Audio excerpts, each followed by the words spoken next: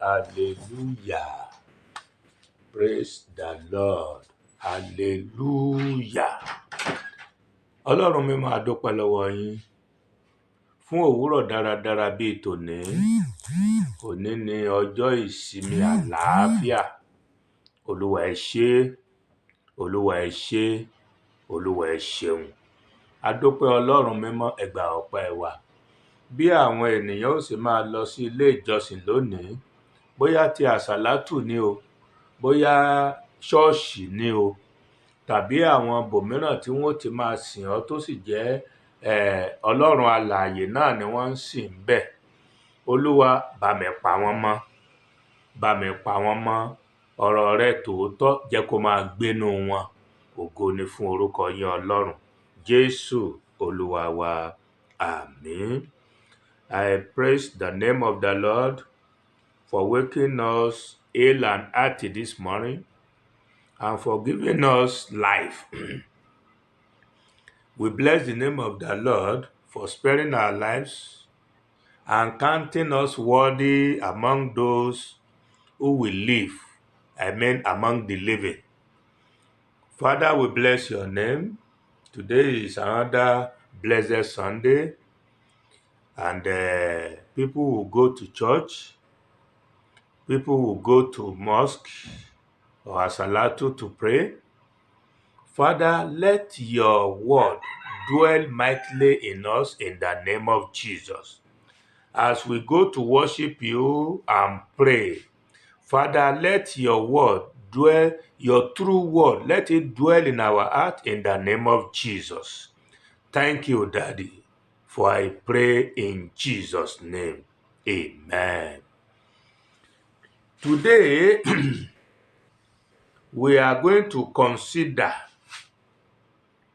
the creation. Our theme for today is God created the heaven and the earth. God created the heaven and the earth. Àkọ́rí ẹ̀kọ́ wa tòní, ó ní Ọlọ́run dá ọ̀run òun ayé. Ọlọ́run ló dá ọ̀run òun ayé. Ọlọ́run ló kọ́kọ́ bẹ̀rẹ̀ ìjọba. Ká pè é ní ìjọba Ọlọ́run. Ṣé mo ti ṣàlàyé fún wa tẹ́lẹ̀ pé ìjọba Ọlọ́run yàtọ̀ sí ìjọba ọ̀run? Méjèèjì kì í ṣe ẹyọkan náà o. Ìjọba Ọlọ́run ni ìṣe Ọlọ́run. Níbi tá a ti fẹ́ bẹ̀rẹ̀ ìjọba Ọlọ́run la ti fẹ́ bẹ̀rẹ̀ yìí. Ìjọba Ọlọ́run. Kókó ẹ̀kọ́ wa ẹ má gbàgbé, Ọlọ́run dá ọ̀run òun ayé. Òun ni kókó ẹ̀kọ́ tòní. God created the heavens and the earth. Ọlọ́run dá ọ̀run òun ayé. Inú ìwé Genesis la sì ti rí. Genesis kìíní láti rí. Gbogbo Genesis yẹn ni mo fẹ́ kà. Gbogbo Genesis yẹn ni mo fẹ́ kà. Mo sì fẹ́ sọ fún wa ohun tí Ọlọ́run fi dá ọ̀run òun ayé. Mo fẹ́ ká jọ wò ó níbẹ̀. Ohun tí Ọlọ́run fi dá ọ̀run òun ayé. Nínú ìwé Genesis orí kìíní, mo fẹ́ bẹ̀rẹ̀ láti ẹsẹ̀ kìíní. Ní àtètèkọ́ṣe Ọlọ́run dá ọ̀run àti ayé. Ayé sì wà ní júújú, ó sì ṣófo. Kò sí nǹkan kan nú ẹ̀ ló ń jẹ́ bẹ́ẹ̀. Òkùnkùn sì wà lójú ibú. Ẹ̀mí Ọlọ́run sì ń rábàbà lójú omi. Ọlọ́run sì wí pé kí ìmọ́lẹ̀ kí ó wà. Ìmọ́lẹ̀ sì wà. Ọlọ́run sì rí ìmọ́lẹ̀ náà pé ó dára. Ọlọ́run sì pààlà sí agbede méjì, ìmọ́lẹ̀ àti òkùnkùn. Ọlọ́run sì pe ìmọ́lẹ̀ ní ọ̀sán àti òkùnkùn ní òru, àti àṣálẹ́ àti òwúrọ̀ ó di ọjọ́ kìíní. Iṣẹ́ tọ́lọ́run kọ́kọ́ dá, ohun tọ́lọ́run kọ́kọ́ dá ni ìmọ́lẹ̀ ní ọ̀sán àti òkùnkùn ní òru. Ṣé mọ̀ pé ayé wà ní júújú, ó ṣófo. Òkùnkùn bo gbogbo ayé. Òkùnkùn bo gbogbo ayé. màá máa ṣàlàyé òkùnkùn tó bo gbogbo ayé ń jọ mí ìsìn kan àti àṣálẹ́ àti òwúrọ̀ ó di ọjọ́ kìíní. Iṣẹ́ ọjọ́ kìíní nìyẹn, ìmọ́lẹ̀ àti òkùnkùn. Ìyẹn ni ìmọ́lẹ̀ ọ̀sán gẹ́gẹ́ bó ṣe wà títí di ìsìn náà nìyẹn o, àti òkùnkùn òru. Títí di ìsìn oòrùn ló ń ṣe àkóso ọ̀sán. Títí di ìsìn òṣùpá àti ìràwọ̀ ló ń ṣe àkóso òru. Iṣẹ́ ọjọ́ kìíní. Verse 6, Ọlọ́run sì wí pé kí òfurufú kí ó wà ní agbede méjì omi, kí ó sì ya omi kúrò lára omi. Tẹ́lẹ̀tẹ́lẹ̀ kìkì omi ni gbogbo ayé, ṣùgbọ́n nígbà tí Ọlọ́run ní kí òfurufú kí ó wà ní agbede méjì, ẹ̀yin náà rò òfurufú lókè, òfurufú bó ṣe wà náà ló ìwà, kí ó wà ní agbede méjì omi, kí ó sì ya omi kúrò lára omi. Ọlọ́run sì ṣe òfurufú, ó sì ya omi tí ó wà ní ìsàlẹ̀ òfurufú kúrò lára omi tí ó wà lókè òfurufú, ó sì rí bẹ́ẹ̀. Omi tó wà lókè òfurufú yẹn lòjò tó ń rọ̀ lónìí. Omi tó wà nísàlẹ̀ òfurufú yẹn ni òkun, omi òkun. Praise the Lord. Ọlọ́run sì pè òfurufú ní ọ̀run, that's right. Àti àṣálẹ́ àti òwúrọ̀ ó di ọjọ́ kejì. Òfurufú yẹn ni Ọlọ́run pè ní ọ̀run. Ó jìn ju òfurufú lọ, ó wà lọ́lọ́lọ́lọ́lọ́gán. Òun ni Ọlọ́run pè ní ọ̀run. Àti àṣálẹ́ àti òwúrọ̀ ó di ọjọ́ kejì. Bọ́lọ́run ṣe dá nìyẹn, sí ọjọ́ kejì nìyẹn. Verse 9, Ọlọ́run sì wí pé kí omi abẹ́ ọ̀run kí ó wọ́jọ pọ̀ sí ibì kan, kí ìyàngbẹ ilẹ̀ kí ó sì hàn, ó sì rí bẹ́ẹ̀. Verse 10, Ọlọ́run sì pè ìyàngbẹ ilẹ̀ ní ilẹ̀, ó sì pè ìwọ́jọpọ̀ omi ní òkun. Ọlọ́run sì rí pé ó dára. Ọlọ́run sì wí pé kí ilẹ̀ kí ó hu oko, ewéko tí yóò máa so èso, àti igi eléso tí yóò máa so èso ní irú tirẹ̀, tí ó ní irúgbìn nínú lórí ilẹ̀. Ó sì rí bẹ́ẹ̀. Títí di ìsìn ó rí bẹ́ẹ̀. Ilẹ̀ sì sú koríko jáde, ewéko tí ń so èso ní irú tirẹ̀, àti igi tí ń so èso tí ó ní irúgbìn nínú ní irú tirẹ̀. Ọlọ́run sì rí pé ó dára. Àti àṣálẹ́ àti òwúrọ̀ ó di ọjọ́ kẹta. Ọlọ́run pèsè ohun tí àwọn ènìyàn tí òun fẹ́ dá yìí ó jẹ. Ọlọ́run fẹ́ dá èèyàn. God is perfect. Ó ní mo ṣe ní nígbà tọ́lọ́run ní ẹ jẹ́ pípé bí èmi Ọlọ́run ṣe jẹ́ pípé, ẹ jẹ́ mímọ́ bí èmi Ọlọ́run ṣe jẹ́ mímọ́. Ká ní kò ṣeé ṣe, Ọlọ́run ò ní sọ bẹ́ẹ̀. Nígbà tó sì ti ṣeé ṣe, ẹ̀ṣẹ̀ nìkan ni kó mú kó bọ̀dá. Àǹtí, ẹ̀ṣẹ̀ nìkan, ẹ̀ṣẹ̀ ọwọ́ yín yẹn lọ́lọ́run ò fẹ́ rí, ó ní kẹ́ mú kúrò. Tẹ́ bá ti mú yẹn kúrò, ẹ mọ̀ ní wàhálà pẹ̀lú Ọlọ́run. Ẹ ní wàhálà pẹ̀lú Ọlọ́run o. Ọlọ́run ṣe oúnjẹ tí àwọn èèyàn Ọlọ́run ò tí sọ pé èèyàn ló ń fẹ́ dá o. Ó ti ṣe oúnjẹ wọn àti ibùgbé wọn àti ohun èlò tí wọ́n máa lò. Ọlọ́run ti pèsè ẹ̀. Ṣé rí pé Ọlọ́run kì í ṣe ẹgbẹ́ ìyáláyà ìjọba kankan. Ìbá ṣe ìjọba lóyìnbó, ìbá ṣe ìjọba Nàìjíríà, ìbá ṣe ti Asia, ìjọba kankan ò perfect lẹ́gbẹ̀ẹ́ Ọlọ́run. Ọlọ́run nìkan ló perfect. Tẹ̀rọ Ọlọ́run bó ṣe bẹ̀rẹ̀ iṣẹ́ wẹ́rẹ́wẹ́rẹ́. Ìjọba ló ní kálá ṣe léyìí lónìí, kódọ̀lá ká mọ̀ tí ì rí ṣe, ká ní ẹ má fọkàn balẹ̀, nǹkan kan ò sì ní jáde. Ìjọba ènìyàn nìyẹn, promise and fail.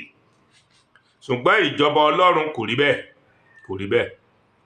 Verse 14, Ọlọ́run sì wí pé kí àwọn ìmọ́lẹ̀ kí ó wà ní òfurufú ọ̀run, àti láti pààlà ọ̀sán àti òru, kí wọn kí ó sì máa wà fún àmì àti fún àkókò àti fún ọjọ́ àti fún ọdún. Kí wọn kí ó sì jẹ́ ìmọ́lẹ̀ ní òfurufú ọ̀run láti mọ́lẹ̀ sórí ilẹ̀, ó sì rí bẹ́ẹ̀. Ọlọ́run sì dá ìmọ́lẹ̀ ńlá méjì, ìmọ́lẹ̀ tí ó tóbi láti ṣe àkóso ọ̀sán àti ìmọ́lẹ̀ tí ó kéré láti ṣe àkóso òru. Ó sì dá àwọn ìràwọ̀ pẹ̀lú. 17. Ọlọ́run sì sọ wọ́n lọ́jọ̀ ní òfurufú ọ̀run láti máa tan ìmọ́lẹ̀ sórí ilẹ̀ àti láti ṣe àkóso ọ̀sán àti àkóso òru, láti pààlà ìmọ́lẹ̀ àti òkùnkùn. Ọlọ́run sì rí pé ó dára. Àti àṣálẹ́ àti òwúrọ̀ ó di ọjọ́ kẹrin. Ìyẹn ni iṣẹ́ ọjọ́ kẹrin. Ọlọ́run sì wí pé kí omi kí ó kún fún ọ̀pọ̀lọpọ̀ ẹ̀dá alààyè tí ń rákò, àti kí ẹyẹ kí ó máa fò lókè ilẹ̀ ní ojú òfurufú ọ̀run. Ọlọ́run sì dá erinmi ńláńlá àti ẹ̀dá alààyè gbogbo tí ń rákò tí omi kún fún ní ọ̀pọ̀lọpọ̀ ní irú wọn, àti ẹyẹ abìyẹ́ ní irú rẹ̀. Ọlọ́run sì rí pé ó dára. Ọlọ́run sì súre fún wọn pé ẹ máa bí sí i, ẹ sì máa rẹ̀, kí ẹ kún inú omi ní òkun, kí ẹyẹ kí ó sì máa rẹ̀ ní ilẹ̀. Àti àṣálẹ́ àti òwúrọ̀ ó di ọjọ́ karùn-ún. Iṣẹ́ ọjọ́ karùn-ún ni ẹja, ni erinmi, ó ní ẹyẹ erinmi tó wà nínú òkun, ẹja tó wà nínú òkun, àti oríṣiríṣi oúnjẹ tó wà nínú òkun, àti ẹyẹ tó ń fò lórí igi lórí ilẹ̀. Iṣẹ́ ọjọ́ karùn-ún nìyẹn. 24. Ọlọ́run sì wí pé kí ilẹ̀ kí ó mú ẹ̀dá alààyè ní irú rẹ̀ jáde wá, ẹran ọ̀sìn àti ohun tí ń rákò àti ẹranko ilẹ̀ ní irú rẹ̀. Ó sì rí bẹ́ẹ̀. Ọlọ́run sì dá ẹranko ilẹ̀ ní irú tirẹ̀, àti ẹran ọ̀sìn ní irú tirẹ̀, àti ohun gbogbo tí ń rákò lórí ilẹ̀ ní irú tirẹ̀. Ọlọ́run sì rí pé ó dára. Ọlọ́run sì wí pé jẹ́ kí a dá ènìyàn ní àwòrán wa. Ṣé mọ̀ pé tí èèyàn ó jẹ́ Ọlọ́run ti kọ́kọ́ dá? Ó ní mo ṣe lọ́lọ́run perfect. Tó bá jẹ́ ènìyàn ni, èèyàn ni ó kọ́ dá, yóò ṣẹ̀ṣẹ̀ máa fọ́ tálẹ̀ káàkiri. Tẹ́ bá rí ẹ máa jẹ, tẹ́ bá rí ẹ máa jẹ, ẹ máa jẹwé, ẹ máa jẹwé. Ènìyàn nìyẹn. Man is imperfect. God is perfect. Man is imperfect. Ènìyàn ò pé, Ọlọ́run nìkan ló pé. Gbogbo ohun tọ́lọ́run sì dé sí ẹ rí pé bó ṣe ń ṣe náà ló ń sọ pé òun rí pé dáradára ni. Ọlọ́run sì rí pé ó dára. Ọlọ́run sì rí pé ó dára. Àti àṣálẹ́ àti òwúrọ̀ ó di iṣẹ́ ọjọ́. Now 26 lọ́lọ́run ti ronú pé òun fẹ́ dá ènìyàn nígbà tó ti dá ohun tí ènìyàn ó jẹ. Ẹ̀yin ìjọba ṣé ẹ gbọ́? Ṣé ẹ rí ohun tí ènìyàn ó jẹ ní kẹ́ ẹ kọ́kọ́ máa dá, kẹ́ ẹ kọ́kọ́ máa ṣe, kí ẹ̀yin náà lè súnmọ́ Ọlọ́run díẹ̀ kínkínní. Kì í ṣe ohun tí ènìyàn ó ṣe, ohun tí ènìyàn ó kọ́kọ́ jẹ, ìyẹn ni kẹ́ ẹ máa dá. A dúpẹ́ lọ́wọ́ Ọlọ́run fún pé ẹ ṣe títì dáa, níbòmíì ó dáa, ibòmíì náà ṣì wà bá ti wà. Ṣùgbọ́n ká ní ẹ fẹ́ ṣe dáa ni, ṣe rí tí ènìyàn ó jẹ, òun ní kẹ́ ẹ kọ́kọ́ ṣe. Ẹkọ́nọ́mì ní kẹ́ ẹ kọ́kọ́ ṣe. Àtẹ̀yin àtènìyàn náà tí ẹ ń ṣe fún lẹ́jọ́ ṣiṣẹ́ yẹn dáradára. Look at how God did the creation of the heavens and the earth. Can you see? Ẹ jẹ́ ká máa kọ́ ìṣe Ọlọ́run. Ṣé rí ìṣe ènìyàn tí a sáà ń ṣe yẹn kò work. Tó bá work ni wọn ní máa ṣe ìjọba burúkú la ní o, ìjọba gànràngànràn la ní o, ìjọba kéde kan la ní o. Kò work. Ẹlòmíì torí bóyá 10% contract tí ó award ló ṣe torí ẹ̀ ń ṣe contract tí ó sì kárí àwọn ènìyàn. In tí ènìyàn ó jẹ, ẹ wo sample Ọlọ́run, òun ni kẹ́yìn ìjọba náà máa ṣe, òun ló lè pè yín. Kódà ẹ̀ ní fowó campaign, àwọn èèyàn kan máa dìbò fún yín ni. Torí nígbò jẹ́ pé oúnjẹ nírọ̀rùn, ó mú nírọ̀rùn. Kì í ṣe kẹ́ ti jí gbogbo owó yẹn kó lọ sílùú òyìnbó. Àwọn òyìnbó náà ló ń bọ̀ wá kógun jà yìí, torí wọ́n rí i pé àṣẹ tiẹ̀ ní nǹkan tó báyìí ń gbò jẹ́ pé bẹ̀lẹ̀ ń jí owó kó lọ. Ẹ jẹ́ ká ronú sí dáadáa, ẹ jẹ́ ká ní ìṣe Ọlọ́run, ìwà bí Ọlọ́run pẹ̀lú ìtẹ́lọ́rùn. Èrè ńlá ni, èrè ńlá ni o. Ẹ̀yin ìjọba, ẹ kọ́ṣe Ọlọ́run, kẹ́yìn náà ṣe bẹ́ẹ̀. Àti fún yín ní gbogbo agbára láti lò. Ẹ kọ́ṣe Ọlọ́run, kẹ́ wá lò bọ́lọ́run ṣe lò, kẹ́ wá wò bóyá yóò dára àbí ò ní dára.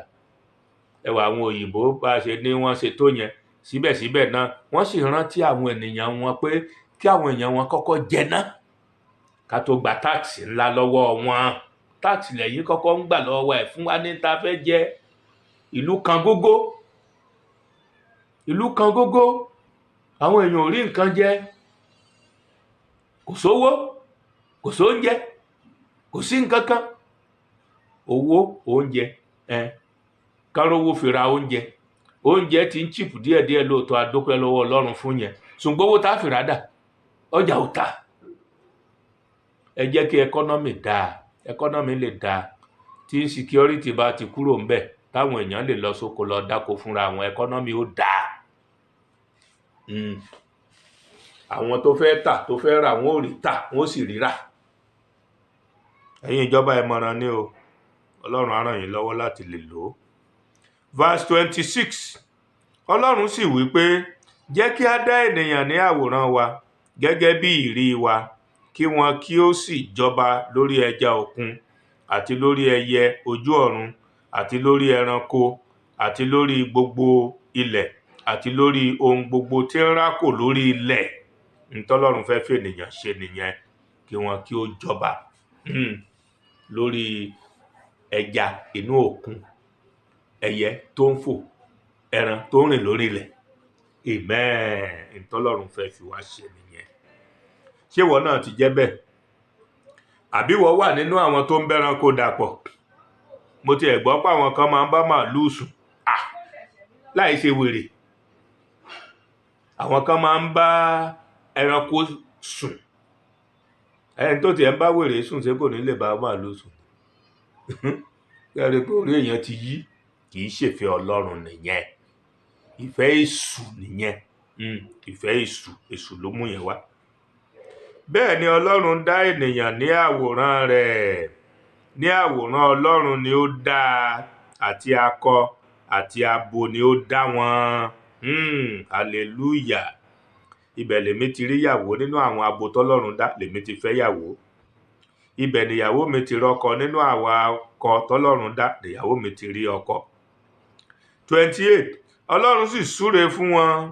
Ọlọ́run sì wí fún wọn pé, ẹ máa bí sí i, kí ẹ sì máa rẹ̀ sí i, kí ẹ sì gbilẹ̀, kí ẹ sì ṣe ìkáwọ́ rẹ̀, kí ẹ sì máa jọba lórí ẹja òkun, àti lórí ẹyẹ ojú ọ̀run, àti lórí ohun alààyè gbogbo tí ń rákò lórí ilẹ̀.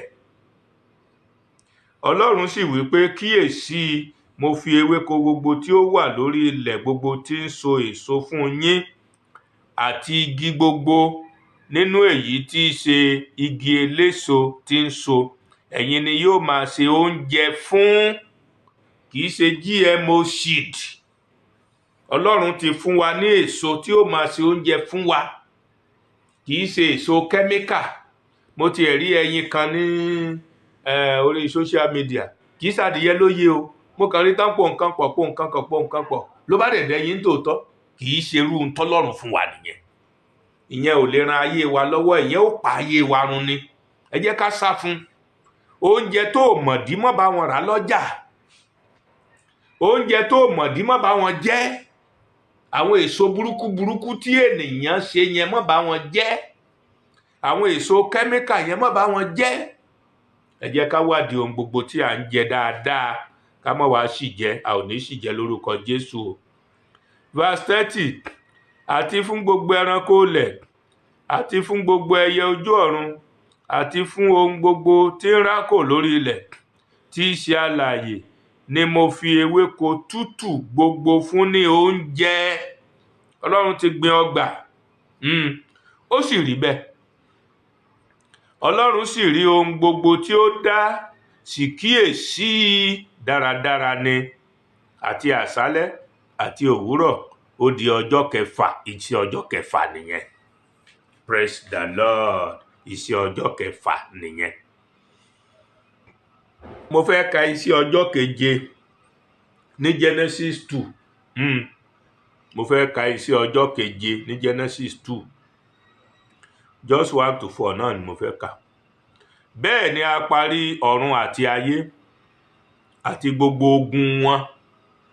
Ní ijọ́ keje Ọlọ́run sì parí iṣẹ́ rẹ̀ tí ó ti ń ṣe. Ó sì sinmi ní ijọ́ keje kúrò nínú iṣẹ́ rẹ̀ gbogbo tí ó ti ń ṣe. Ọlọ́run sì bù sí ijọ́ keje, ó sì yà á sí mímọ́, nítorí pé nínú rẹ̀ ni ó sinmi kúrò nínú iṣẹ́ rẹ̀ gbogbo tí ó sì bẹ̀rẹ̀ sí í ṣe. Ìtàn ọ̀run àti ayé nìwọ̀nyí nígbà tí a dá wọn ní ọjọ́ tí Olúwa Ọlọ́run dá ayé àti ọ̀run. Ọjọ́ keje lọ́lọ́run sinmi. Ẹ̀yin 4 men, wọ́n máa ń pè yín ní 4 man àbí kò sí 4 man bí kankan o. Iṣẹ́ ọjọ́ mẹ́fà lọ́lọ́run fún ẹnì kọ̀ọ̀kan láti ṣe. Ó dẹ̀ fún wa ní ọjọ́ keje gẹ́gẹ́ bí ọjọ́ ìsinmi. Ṣó ti yé wa bẹ́yẹn? Ẹ jọ̀ọ́ ẹ má jẹ́ ká tọ̀fọ̀ o, yóò dára fún wa o. Mo ní kí la fi dá ọ̀run àti ayé? Ohun tí a fi dá ọ̀run àti ayé ni ọ̀rọ̀. Ọ̀rọ̀. Máa gbọ́ o, ní Genesis 1 ni mo padà sí, verse 1 yẹn. Ní àtètèkọ́ṣe Ọlọ́run dá ọ̀run òun ayé. Ayé sì wà ní jújù, ó sì ṣófo. Òkùnkùn sì wà lójú ibú. Ẹ̀mí Ọlọ́run sì ń rábàbà lójú omi. Verse 3. Ọlọ́run sì wí pé kí ìmọ́lẹ̀ kí ó wà. Ìmọ́lẹ̀ sì wà. Àṣẹ ọ̀rọ̀ nìyẹn. Èmi àti ẹ náà pàápàá tí a bá ronú sí dáadáa láti kọ ẹ̀ṣẹ̀ sílẹ̀. Ẹ̀ṣẹ̀ nìkan là ń bá jagun o. Èṣù ló ń gbé ẹ̀ṣẹ̀ wá fún wa. Má bá wọn gbà á. Ṣorílẹ̀ tí mò ń ṣe, ojú ogun ni mo wọ̀, ojú ogun pọ́nrán. Èmi àti èṣù la jọ ń fà á. Ọlọ́run rán mi níṣẹ́. Èṣù ní rárá mi ní gbà káwọn èèyàn mi gbọ́. Ó jẹ́ gbọ́. Ìwọ ó jẹ́ gbọ́. Kó jáwọ́ nínú ẹ̀ṣẹ̀ pátápátá. Tó bá ti jáwọ́ nínú ẹ̀ṣẹ̀, ìwọ náà ó lè pàṣẹ ọ̀rọ̀ nígbà tí wàhálà bá dé bá yé ẹ. Ó lè ní rárá, back to sender. Àṣẹ ọ̀rọ̀ nìyẹn. Yóò back to sender. Kò sí ohun ìjà kan tí a ṣe sí ọ tí yóò pa ọ́ lára ní Bíbélì wí. Bíbélì wí. Ẹ̀yin ará mi nínú ẹ̀sìn Islam, tẹ́yin náà bá wo Quran dáadáa, ẹ mọ̀ pé agbára àṣẹ ọ̀rọ̀ wà ń bẹ̀. Ẹ jọ̀ọ́ ẹ fi tọ́ àwọn ènìyàn wọ̀nyí, ẹ fi kọ́ wọn. Ẹ jẹ́ kán mọ̀ pé ẹ̀ṣẹ̀ nìkan lọ́lọ́run ò fẹ́ rí. Ẹni bá ti kọ ẹ̀ṣẹ̀ sílẹ̀, a ti sin ahọ́n òun náà ní gbẹ́rẹ́ ènìyàn o. Gbẹ́rẹ́ láti inú ẹ̀mí wá, láti ọ̀dọ̀ Ọlọ́run wá. Bó bá wí bẹ́ẹ̀ yóò ṣẹ bẹ́ẹ̀. Ìwọ náà kọ ẹ̀ṣẹ̀ sílẹ̀ o. Àṣẹ ọ̀rọ̀ lọ́lọ́run fi dá ọ̀run àti ayé. Praise the Lord. Bí a ti ń lọ lónìí, lórúkọ Jésù, Ọlọ́run yóò sin ahọ́n wa ní gbẹ́rẹ́. Àwa náà pàápàá, a ó máa sọ̀rọ̀ àṣẹ Ọlọ́run jáde. Àbí ẹnìkan ló fẹ́ dojúkọ wá, ó lè dojúkọ pẹ̀lú àṣẹ ọ̀rọ̀. Ó lè ní, ó yá kẹ́lẹ́rù kó gbẹ́rù ẹ̀. Àṣẹ ọ̀rọ̀ ni. Ẹlẹ́rù ó sì gbé ẹrù rẹ̀. Bẹ́ẹ̀ ni, ẹlẹ́rù ó sì gbé ẹrù rẹ̀. I want to read very few from the scripture in English so that my counterpart in the English session will understand what I have said so far in my local dialect, Yoruba. Don't forget, God created the heavens and the earth is the theme. I read from the first chapter of Genesis, from verse 1. I may not be able to read up to the last verse, but if I can, glory be to God. In the beginning, God created the heaven and the earth, and the heaven was without form and void, and darkness was upon the face of the deep, and the Spirit of God moved upon the face of the waters. Spirit of God. Spirit, don't forget, and the Spirit of God moved upon the face of the waters. And God said, "Let there be light," and there was light. And God saw the light that it was good, and God divided the light from the darkness. And God called the light day, and the darkness he called night. And the evening and the morning were the first day. And God said, "Let there be a firmament in the midst of the waters, and let it divide the waters from the waters." There is water on top, there is water beneath. So the firmament is in the middle. Still today, until today, the firmament is in the middle. You call it sky? Good, the same.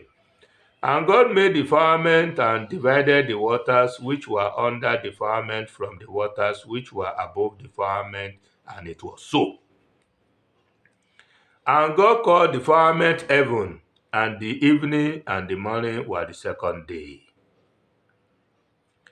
And God said, "Let the waters under the heaven be gathered together unto one place, and let the dry land appear," and it was so. And God called the dry land earth, and the gathering together of the waters called he seas. Okun. Okun. And God saw that it was good. And God said, "Let the earth bring forth grass, the herb yielding seed, and the fruit tree yielding fruit after his kind, whose seed is in itself upon the earth." And it was so. And the earth brought forth grass and herb, yielding seed after his kind, and the tree yielding fruit, whose seed was in itself after his kind. And God saw that it was good. And the evening and the morning were the third day. And God said, "Let there be light in the firmament of the heaven to divide the day from the night, and let them be for signs and for seasons and for days and years." That's the purpose. So that the heavens will count the days, the hours, and that's why we have the years and so on and so forth today. That's the purpose. "And let them be for lights in the firmament of the heaven to give light upon the earth," and it was so. And God made two great lights, the greater light to rule the day, and the lesser light to rule the night. He made the stars also. And God set them in the firmament of the heaven to give light upon the earth, and to rule over the day and over the night, and to divide the light from the darkness. And God saw that it was good. And that's why we say whatever God created was good. And the evening and the morning were the fourth day. And God said, "Let the waters bring forth abundantly the moving creature that hath life, and fowl that may fly above the earth in the open firmament of heaven." And God created great whales, and every living creature that moved, which the waters brought forth abundantly after their kind, and every winged fowl after his kind. And God saw that it was good. Everything God created, God saw that it was good. Let me go to verse 26. And God said, "Let us make man in our image, after our likeness, and let them have dominion over the fish of the sea, and over the fowl of the air, and over the cattle, and over all the earth, and over every creeping thing that creepeth upon the earth. So God created man in his own image. In the image of God created he him, male and female created he them. And God blessed them, and God said unto them, Be fruitful and multiply, and replenish the earth, and subdue it, and have dominion over the fish of the sea, and over the fowl of the air, and over every living thing that moveth upon the earth. And God said, Behold, I have given you every herb-bearing seed which is upon the face of all the earth, and every tree in the which is the fruit of a tree yielding seed. To you it shall be for meat. Oúnjẹ ẹran. And to every beast of the earth, and to every fowl of the air, and to everything that creepeth upon the earth, wherein there is life, I have given every green herb for meat. And it was so. And God saw everything that he had made, and behold, it was very good. And the evening and the morning were the sixth day. God rested on the seventh day. You can read Genesis chapter 2, verses 1 to 4. Genesis chapter 2, where God rested the seventh day. My dear brothers and sisters, Jesus told us that if we believe, much more than he has done, we can do. If we believe. If we forsake our sins, all these things you see God writing here, he has empowered us to do the same thing.